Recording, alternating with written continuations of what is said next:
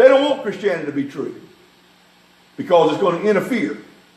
Saying, well, you can apply that to abortion.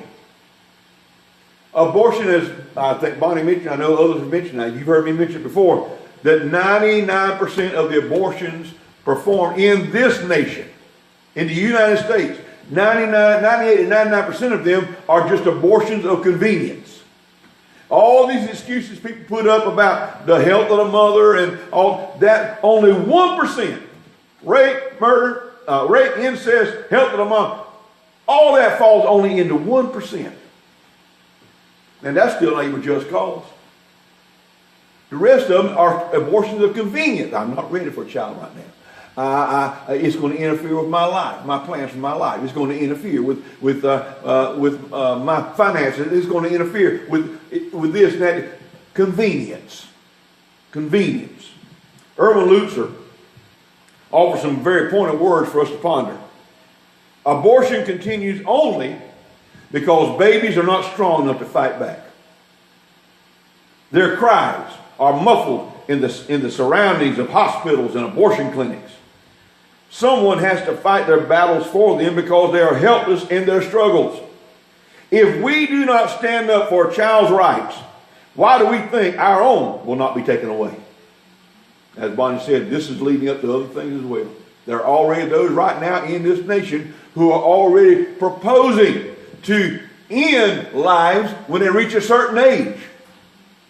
Just because they reach a certain age, go ahead and take them out. There are people who are actually advocating that madness, who are promoting such insanity. So, what makes them any different from a Hitler in that kind of mindset, that kind of thinking? He says, if the Christian church cannot unite in its opposition to abortion, it is highly unlikely it can unite about anything else. Surely nothing must be more grievous to the heart of God than seeing these little ones forced into an untimely death performed under the guise of freedom.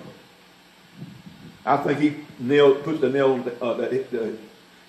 on the head with that. Is there life before birth?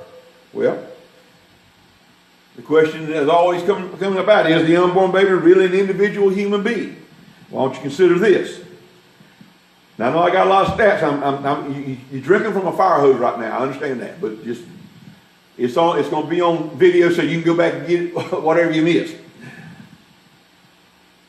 Consider this. From the moment of conception, the baby has an individual identity. The baby has its own set of genes and chromosomes. Before implantation, the baby's sex has been determined. Well, that tells you a whole lot about this insanity of transgenderism and all that kind of mess, doesn't it?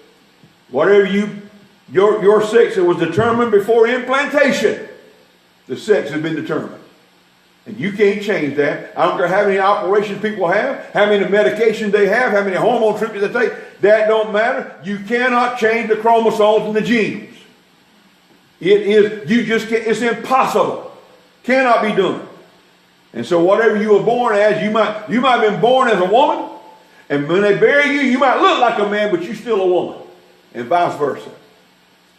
And look here, if that makes people offended, they have to be offended because that's the truth. We live in a society now that, like I said a while ago, they don't want the truth because it's going to interfere with their convenience.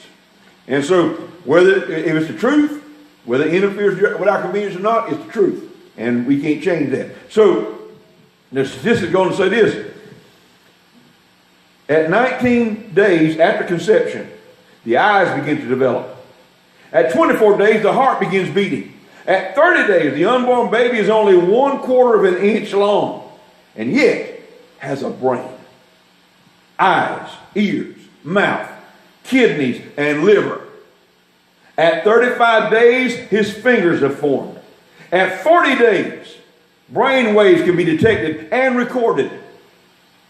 In the 7th week after conception, the baby begins to move spontaneously.